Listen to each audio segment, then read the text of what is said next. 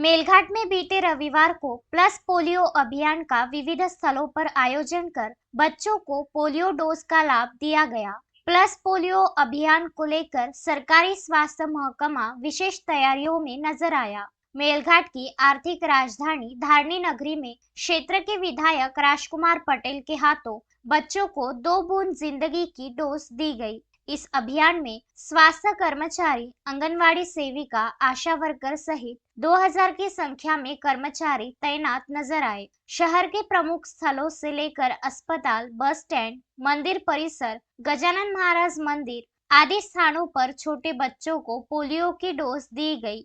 इस अभियान में धारनी क्षेत्र के 6 पीएससी में 250 बूथ, उसमें 3 मोबाइल बूथ, चेक पोस्ट पर प्लस पोलियो के डोज बालकों को दिए गए। इस अभियान में 25,000 बालकों को शामिल किया गया। इसके अलावा आंगनवाड़ी केंद्र, उपजिला अस्पताल, स्वास्थ्य केंद्र सहित आशा वर्कर आदि कर्मचारियों ने घर घर जाकर प्लस पोलियो अभियान को 100% पूर्ण किया। प्लस पोलियो कार्यक्रम की सफलता के लिए स्वास्थ्य विभाग स्तर पर सफल प्रयास चलाए गए।